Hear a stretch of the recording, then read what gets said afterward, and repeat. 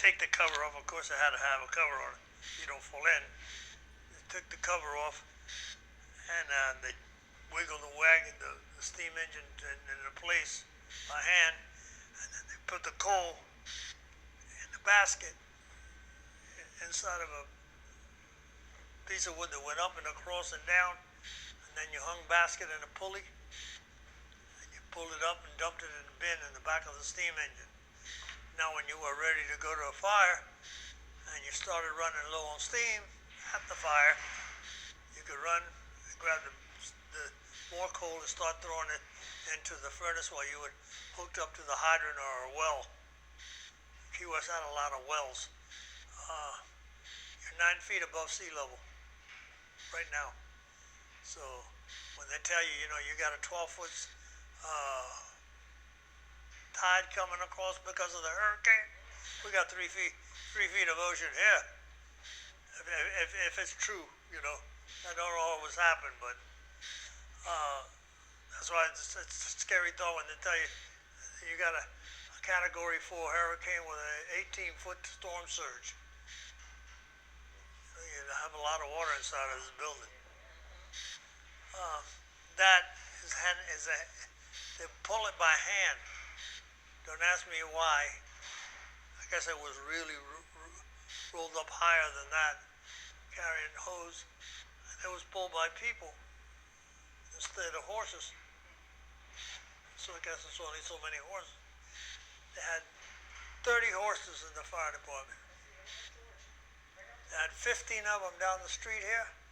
There wasn't nothing down there, but they had a stable down there and the stalls, and they had 15 horses there, and then spread out over the 3 firehouses and the fire chiefs, they had another 15. So it was a lot of horse shit.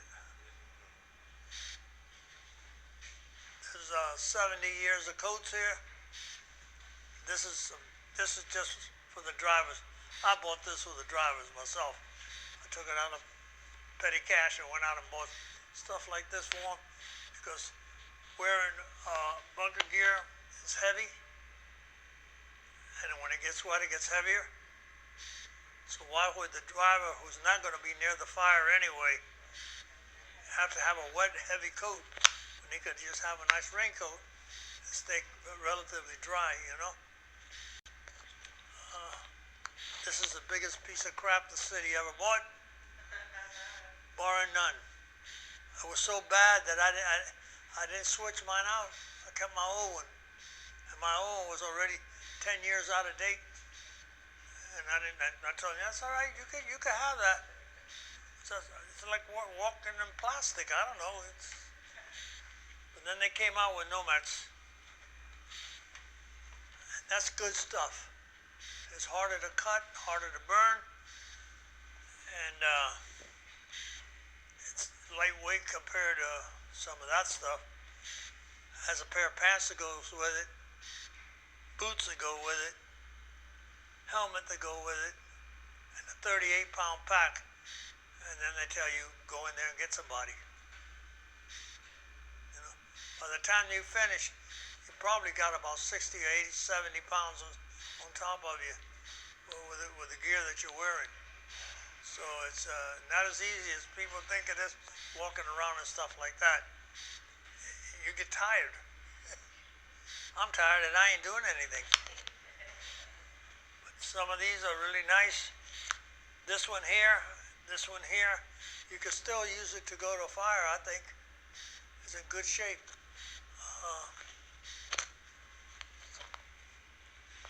Shit. See if we can pull that up. And mind you, that's a short coat. When you see this, you ever hear of truth in advertising? That's lying in advertising. Yeah. This was an 1880-something ad, and supposedly you're supposed to be able to stick that into a bucket, take this in and pump it like that, and put a stream of water 3 stories high, and put out a fire. And if you believe that, There's 24 bridges or 42 bridges that I can sell you. Pick one. Anybody, anybody that believes that, you can sell them a bridge. This station did not have a kitchen. It had stables. And the reason you didn't have a kitchen, you worked 12-hour shifts. You were supposed to eat before you got here, bring a lunch sandwich, and eat when you went home. So you didn't need a kitchen. So they said, firemen like to eat and like to cook. So they brought that. So stuff like this goes back, you know, 1920s or 19-teens. That is Key West in 1829. Long, long time ago. And it looks big, but if you look at the rest of the island, it's that much of the island right in here. And almost none of this here is developed. Nobody's living there. Once in a while you have a house here or there, but these are the boonies out here. This is DeWall Street. As you can see, there's a pond right across DeWall Street. Starts here on Caroline, goes all the way to the other end. And had footbridges that went across. And had two piers to unload. It was called, at that time it was called Port Rogers. Today the place you load and unload is Mallory Docks, which will be right here. But it took them a year by foot, walking by foot, to draw a map of the island. And today it comes out further out like that and like that. Because all of this in here is a naval station. They had the submarines and all the other stuff. This is, you know, people don't realize the military that was down here. You have an air base with fighter jets. You got a seaplane base. It's no longer a seaplane base. It became a heliport. So they hunt submarines with you know, helicopters instead of seaplanes. And it's an active little thing. And they have a destroyer base here. Plus they have a Coast Guard base. So it's about 8,000 military down here. And when I was in school, and then that was really active, the base was really active at the time. You probably had twice that many people. We had almost 40,000 people, but half of them were civilians. I don't even think they had, I think they outnumbered us, to tell you the truth.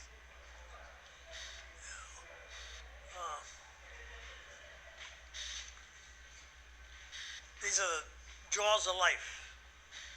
You see them taking them out and sticking them in the door and ripping the car apart. Well, that'll do it real easy, because this is one of the old ones, one of the first ones. It cost 20 grand. The trouble with that is they got the new ones, and now you run to a compartment. You open the compartment, it comes out in a little box like that. It's half plastic, and it's battery powered. It doesn't do as good a job, but it does almost as good a job, and that's all you really need. You know, if you really, because that takes two men, and I mean two good-sized men. They ain't gonna do with me at 150 pounds. That wasn't happening. The pole is a gift from the New York City Fire Department. It's for the little kids that come here. We let them slide down the fire pole. That's the real pole.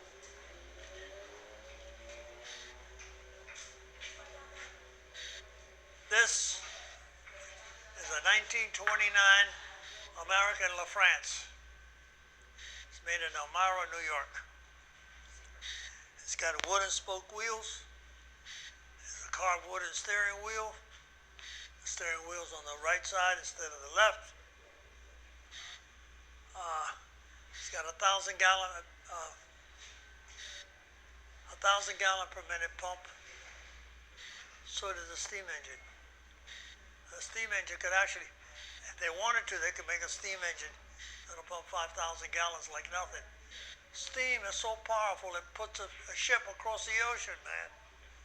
You know, so little pumps going up and down is nothing. It's a nice little truck. We take it on parades. It don't run.